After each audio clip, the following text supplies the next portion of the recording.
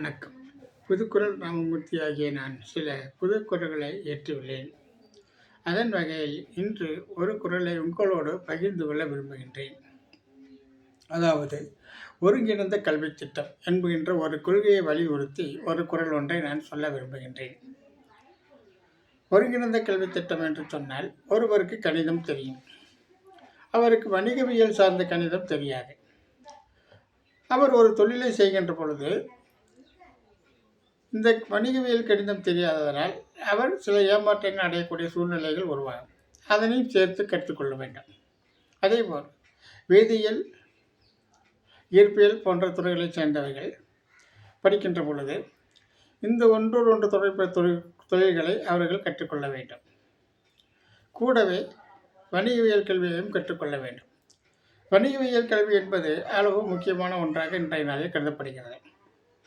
தெரிந்து கொள்ள வேண்டும். அப்பொழுதுதான் மேலாண்மை செய்கின்ற பொழுது ஒரு ஏமாறாமல் இருப்பதற்கான வாய்ப்புகள் அவர்களுக்கு கிடைக்கப்படும்.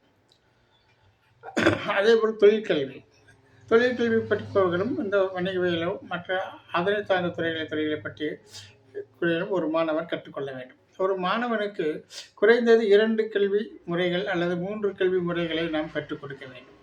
தன்னுடைய வாழ்வாதார தேவைகளை கல்வியின் மூலமாக அவன் அதனை சீர்படுத்திக் கொள்வார். அவர் சீர்படுத்திக் கொள்வதற்கு தேவையான அனைத்தையும் நாம் இவர்களுக்கு சொல்லிக் கொடுக்க வேண்டும் என்பது தான் என்னுடைய கருத்து. இந்த கருத்தினை வலியுறுத்தி ஒரு குறள் ஒன்றை நான் இயற்றியுள்ளேன். அதாவது, பல்லவையில் நல்லவை 3 கற்றல் வாழ்வின் பயனை தரும். பல்லவையில் நல்லவை 3 கற்றல் வாழ்வின் நற்பயனை தரும் என்பது இதனுடைய குறள். ஒருவர் பல்வேறு வகையான நூல்களில் இருந்து வாழ்வின் நெறிமுறைகளையும் தொழில்முறைகளையும் பொது நலன் கொண்ட நூல்களையும் படித்து நல்ல செய்திகளை நினைவில் வைத்துக் கொள்ள வேண்டும்.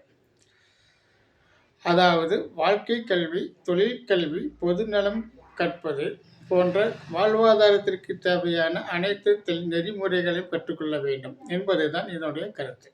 இந்த கருத்தினை வலியுறுத்தி தான் அந்த குறளை நான் இயற்றியுள்ளேன் என்பதை நீங்கள் புரிந்து கொள்ள வேண்டும் என்று கூறி விடைபெறுகிறேன். நன்றி, வணக்கம்.